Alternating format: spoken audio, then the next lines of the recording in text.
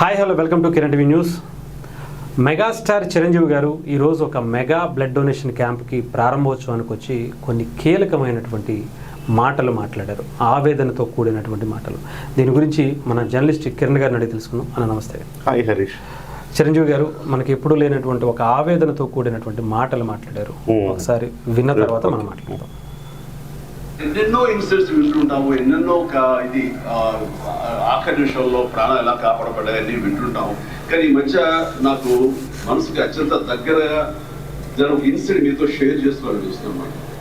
ఎవరో ఒక పొలిటీషియన్, సరే ఎవరికైనా సరే చాలా సాఫ్ట్ టార్గెట్,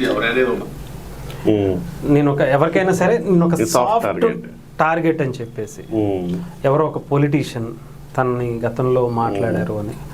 సో అంటే ఎందుకని ప్రతిసారి అదే పళ్ళున్న చెట్టుకే రాళ్ల దెబ్బలు అని మీరు అన్నట్టుగా చిరంజీవి గారిని ప్రతిసారి ఆ కుటుంబాన్ని, చిరంజీవి గారు బ్యాక్గ్రౌండ్ లేకుండా సొంతంగా స్వయం కృషితో ఎదిగి ఇవాళ కొన్ని కోట్ల మందికి ఆదర్శప్రాయులయ్యారు. ఆయన ఎదిగే క్రమంలో ఎన్నో ఆటుపోట్లు ఎదుర్కొన్నారు హరీష్. ఎవరు ఆయన గాడ్ ఫాదర్లు ఎవరు లేరు. డెఫినెట్ ఆయనకి ఆయన స్వయంగా మలచబడిన తనను తాను చిక్కుకున్న శిల్పం ఆయన. ఒకప్పుడు ఆయన సినిమా ఇండస్ట్రీలో ఉన్నప్పుడు ఒక వర్గం విపరీతంగా డామినేషన్ ఉన్న సందర్భంలో, అసలు వేరే వర్గం అక్కడ ఎంటర్ అవుతుందా అనుకున్న సందర్భంలో, ఒక వర్గానికి సంబంధించిన హీరోలు చాలా ఒక అంటే అల్టిమేట్ డామినేషన్ ఉన్న సందర్భంలో అన్ని రంగాల్లో తనను తాను నిలుపుకున్నాడు. ఎన్నో ఆటుపోట్లు ఎదుర్కొన్నాడు, ఎన్నో ఎదురు దెబ్బలు ఎదుర్కొన్నాడు. అన్నింటినీ ఎదుర్కొని రాట్లు తేలి ఇక్కడ దాకొచ్చాడు. అయితే సందర్భం వచ్చినప్పుడల్లా ఆయన టార్గెట్ చేస్తారు. మీరు చూడండి, ఈవెన్ పత్రికలు కూడా, పత్రికలు ఆయన్ని ఆకాశానికి ఎత్తుతూ ఉంటాయి. ఎప్పుడు వాళ్ళకి రేటింగ్ వస్తుంది అనుకున్నప్పుడు. ఆయన నుంచి చిన్న మిస్టేక్, మానవ మాతృడు కదా ఆయన, ఆయన ఏమన్నా దైవాంశ సంభూతుడు కాదు, మానవుడే. ఆయన కూడా మానవుడే కదా. సో ఆయన కూడా ఆవేశాలు ఉంటాయి, ఎమోషన్స్ ఉంటాయి, ఏమైనా ఉన్నాయి. సో చిన్న మిస్టేక్ దుర్బిణి పెట్టి వెతుకుతూ ఉంటారు అనమాట భూతద్దల్లో. ఎక్కడ చిరంజీవి గారు ఏం మాట్లాడతారు, ఎక్కడ చిన్నది వచ్చినా కానీ వెంటనే ఆయన మీద బురద చల్లుతారు. పాతాళానికి తొక్కడానికి ప్రయత్నం చేస్తుంటారు. గుర్తుండే ఉంటుంది, ఎన్నికలకు రాకముందు ఆహా ఓహో అని పొగిడారు. పొగిడిన తర్వాత అవే పత్రికలు ఆయన మీద బురద చల్లాయి. జెండా పీకేద్దాం అని. అంటే ఇవాళ కూడా జగన్మోహన్ రెడ్డి గారు ఎందుకు అన్నిసార్లు చెప్తూ ఉంటాడు, కళ్ళు మూసుకుంటే 3 ఏళ్లలో మనం వచ్చేస్తాము, మీకోసం యాప్ రూపొందిస్తున్నా, ఎక్కడున్న తాట తీస్తా అధికారులని, దొంగ కేసులు పెడుతుంది అని. అంటే ఎవరైనా డిమోరల్ అయిపోయి వెంటనే పార్టీ నుంచి బయటికి వెళ్ళిపోతారేమో, వేరే పార్టీలోకి వెళ్తారేమో అన్న భయంతో జగన్మోహన్ రెడ్డి ఆ మాటలు మాట్లాడుతుంటారు. కానీ చిరంజీవి గారిది రాజకీయ ఫ్యామిలీ కాదు కదా. చిరంజీవి గారు స్వచ్ఛమైన నాయకుడు, స్వచ్ఛమైన వ్యక్తి. అలాంటి వ్యక్తి రాజకీయాల్లోకి వస్తే ఎంత చెయ్యాలో అంత చేశారు హరీష్. మామూలుగా చేయలేదు. రాజశేఖర్ జీవితాన్ని ఒక పేరుని పెట్టి ఎన్ని మాటలు అనిపించారు ఆయన్ని. చివరకు ఆయన బాధపడకపోయినా ఎవరో అభిమానులు బాధపడి వాళ్ళ కారు మీద రాళ్ళేస్తే ఆయనలే క్షమాపణ చెప్పాడు. కేసీఆర్ అంటుంటాడు కదా, మీ కాలుకు ముళ్ళు గుచ్చుకుంటే నా పంటితో తీస్తాను, అంత సహృదయుడు ఆయన. అలాంటి వ్యక్తి. అందుకే ఆయన సాఫ్ట్ టార్గెట్. ఏమండు, ఎవరి మీద తెగబడ్డు. సో ఎవరైనా ఏమన్నా అంటే అభిమానులే చూసుకోండి అండు. సో అభిమానులు ఏమన్నా అన్నా కానీ వద్దు వారిస్తాడు. స్థిత ప్రజ్ఞతకు ఆయన ఒక నిదర్శనం. అలాగే అజాత శత్రువు అంటే ఆయన. అలాంటప్పుడు ఆయన మీద ఎన్ని బురద జల్లే మాటలు. రోజా లాంటి వాళ్ళు, ఆయన ముందు రోజా ఏంటి, నథింగ్ కదా. అలాంటి రోజా ఎన్నో మాటలు అంటే ఇంటికి పిలిచి భోజనం పెట్టి పట్టుబట్టలు పెట్టి పంపించాడు. సో అంత అజాత శత్రువు ఆయన. అలాంటి వ్యక్తి ఏమనలే చిరంజీవి. తన అభిమానులు కూడా వాళ్ళనే సర్ది చెప్పుకుంటాడులే, ఏముందిలే చిరంజీవి అని అనేస్తే మనం ఫేమస్ అయిపోతాం, అందరూ మనల్ని చూపించేస్తారు. చిరంజీవిని ఒక మాట అంటే మనల్ని చూపించేస్తారు అందరూ. మన ఉనికి కాపాడుకోవాలంటే చిరంజీవిని ఒక మాట అనాలి. ఇట్లా అందుకే ఆయన సాఫ్ట్ టార్గెట్. ఆయన ఆవేదన అది. ఎంత చేస్తున్నా మొన్నటికి మొన్న పని లేని మంగళోళ్ళు, సారీ ఇది కట్ చేసుకోవాలి, ఇది మొన్నటికి మొన్న ఒక ఛానల్లో మాట్లాడుతూ ఆయన 2 పెన్షన్లు తీసుకున్నారు. ఆయన 2 పెన్షన్లు తీసుకుని ఆయన వాటిని వేరే ట్రస్ట్లకు మళ్ళిస్తున్నాడన్న అంశం వాళ్ళకి తెలియకపోవచ్చు, అది ఆయనకు తెలుసు కదా. చూసి నవ్వుకుంటాడు ఆయన, ఓహో వీళ్ళలాగా. కానీ ఒక సందర్భంలో ఒక ఇంటర్వ్యూలో చెప్పాడు, నన్ను ఎన్ని విమర్శలు చేసినా నాకేం అంటవి అవి, ఎందుకంటే నేను తీసుకోను వాటిని, నేను తీసుకుంటే వాళ్ళు విజయం సాధించినట్టు నేను తీసుకోను అన్నాడు. అది వ్యక్తిత్వ వికాస పాఠం, అదే ఆయన మాటలు కూడా వ్యక్తిత్వ వికాస పాఠాలు అనాలి. నెక్స్ట్ ఇక ఆయన ఒక లీడర్ గురించి మాట్లాడారు, ఒకసారి విందాము. పర్వాలేదు. అలాగా ఒక పొలిటీషియన్ నన్ను అకారణంగా, నేను ఇప్పుడు పాలిటిక్స్ చాలా దూరంగా ఉన్నా సరే నా గురించి ఏదో అవాకులు చవాకులు ఆయన పేలినప్పుడు ఆయన మరొక చోటకి ఏదో ఒక ముంపు ప్రాంతానికి అని వెళ్ళటం జరిగింది. అక్కడ ఒక స్త్రీ మనం చెప్పేద్దాం, అది బాస్ ఏమన్నారు, ఆయన చిరంజీవి గారు ఏమన్నారు చెప్పేద్దాం. అంటే పొలిటీషియన్ గురించి కూడా మనం ఒకసారి మాట్లాడదు. అంటే ఒక పొలిటీషియన్ ఆయన్ని నీచంగా మాట్లాడాడు, ఆయన మనసు చాలా చివుక్కుమంది. సరేలే పోనీ, వాళ్ళ పాపాన్ని వాళ్ళే పోతారు వదిలేసి. ఆయన అజాత శత్రువు కదా, పట్టించుకోడు. మళ్ళీ వాళ్ళు వస్తే తిరిగి భోజనం పెడతాడు, ఇంటికి వస్తే ఇంటికి వచ్చి భోజనం పెట్టి వాళ్ళకి పట్టు వస్త్రాలు పెట్టి పంపిస్తాడు. అది ఆయన యొక్క హాస్పిటాలిటీ. శత్రువుకు కూడా ఆయన హాస్పిటాలిటీ ఇవ్వగలిగిన వ్యక్తి ఆయన. సో అన్నప్పుడు ఒక వరద ముంపు ప్రాంతానికి ఆ పొలిటీషియన్ వెళ్ళినప్పుడు ఒక మహిళ చెడామడ తిట్టేసింది.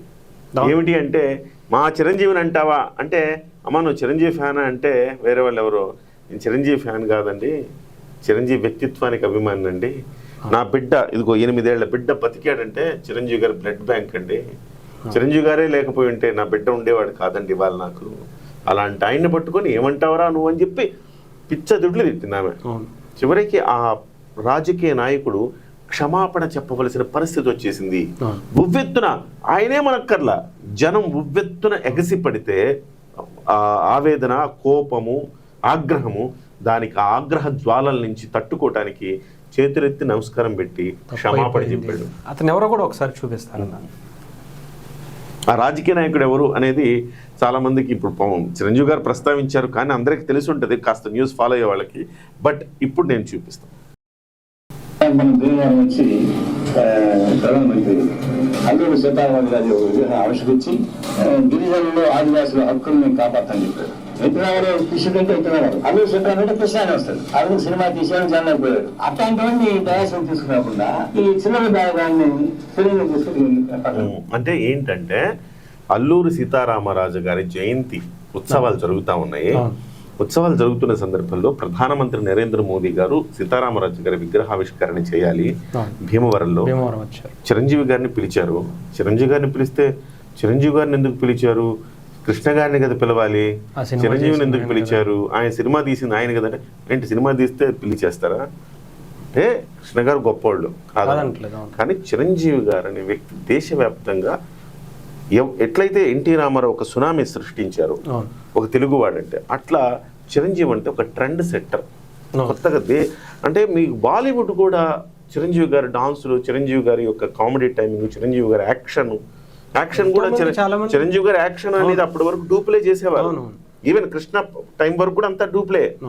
చిరంజీవి ఎరా నుంచే సొంతంగా ఆయన రిస్క్ తీసుకుని ఫైట్ చేయడం మొదలుపెట్టిన చిరంజీవి గారే. డాన్సర్ అంటే చిరంజీవి గారే. అప్పటి వరకు హీరోలు కామెడీ చేయడం, కామెడీ కోసం ప్రత్యేక కొన్ని పాత్రలు పెట్టుకునేవాళ్ళు. హీరోకి ఆ టైమింగ్ ఉండేది కాదు. కానీ హీరో కూడా హిమ్సెల్ఫ్ ఆయన కూడా అద్భుతమైన కామెడీని పండించగలడు అని చెప్పేసి ఆయన పక్కన ఒక చిన్న అసిస్టెంట్ క్యారెక్టర్ పెట్టి ఆయనతోటి కామెడీ, ఆ కామెడీ టైం, ఇవన్నీ కూడా చిరంజీవి గారు ట్రెండ్ సెట్టర్. అప్పటి వరకు ఒక లెక్క, చిరంజీవి గారు వచ్చిన తర్వాత ఒక లెక్క. కాబట్టి చిరంజీవి గారు ట్రెండ్ సెట్టర్, లెజెండ్ ఆయన. అందుకోసం ఆయన పిలుస్తారు. అల్లూరి సీతారామరాజు గారు సినిమా తీస్తేనే పిలుస్తారంటే, సో నారాయణమూర్తిని కూడా చాలా సినిమాలు ఆయనే తీశాడు. నారాయణమూర్తి గారు చాలా సినిమాలు తీశారు. మరి నారాయణమూర్తి గారిని పిలవాలి చాలా సినిమాలకి. మీరు పిలుస్తున్నారా? మీరు సిపిఐ వాళ్ళు పిలుస్తున్నారా? నారాయణ గారిని పిలుస్తున్నారు? లేదు కదా. మీరు కూడా చేస్తుంటే మీరు కూడా పెద్ద సెలబ్రిటీని పిలుచుకుంటారు మీరు కదా.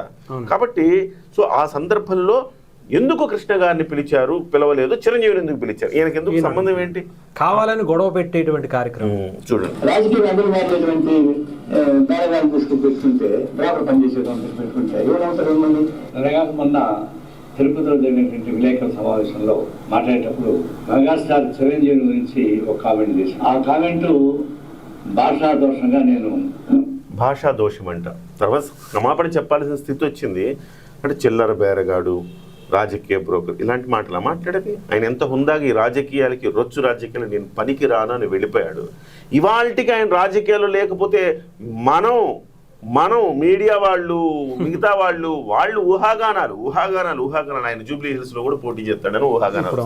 అంటే ఆయనకేం సంబంధం లేదు కదా. సంబంధం లేని విషయాలన్నింటిలో మనమే మాట్లాడేసుకొని మనమే కామెంట్లు చేసేసి వాటికి సంబంధించి ఈ రకంగా మాట్లాడితే ఎట్లా? సో అలాంటి అంత దుర్మార్గపు మాట అని మళ్ళీ ఏమంటాడు, భాషా దోషం అంటది. తెలియకుండా అన్నాడు ఆ మాట. ఎందుకన్నా ఇక్కడ ఉన్న ఫీలింగ్ చూడండి, అంటే ఇక్కడ ఒక అహంకారం కనిపించింది, ఇక్కడ భయం కనిపించింది. ఎందుకంటే చిరంజీవి గారు ఊరుకున్న ఆయన అభిమానులు ఊరుకోరు హరీష్. ఎందుకంటే అజాత శత్రువు ఆయన, అంటే ఎవ్వళ్ళు స్పేర్ చెయ్యరు.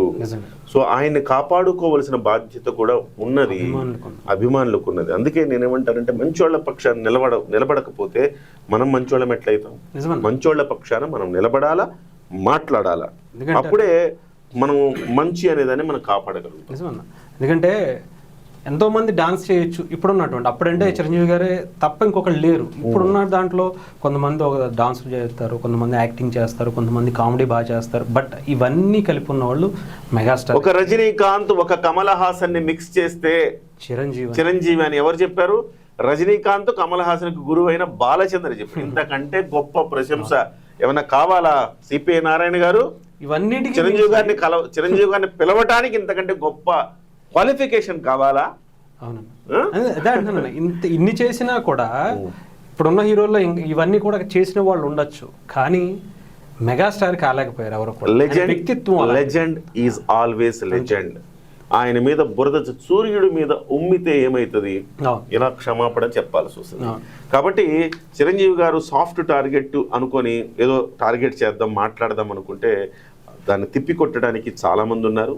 డెఫినెట్గా అభాసుపాలు అవుతారు. కాబట్టి సాఫ్ట్ టార్గెట్ అనేది మానేసేయండి. ఆయన ఎంత ఆవేదనపూర్వకంగా మాట అన్నాడు, ఎంత ఆయన మానసిక సంఘర్షణకు గురై ఉంటే ఆ మాట వస్తుంది, ఆయన ఎంత మానసిక వ్యధకు గురై ఉంటే ఆ మాట వస్తుంది ఆయన నోటి వెంట. కాబట్టి మనం మనుషులుగా మసులుకుందాం. సో మనుషులుగా మనం వ్యవహరిద్దాం, మనుషులుగా మాట్లాడదాం. Right, thank you.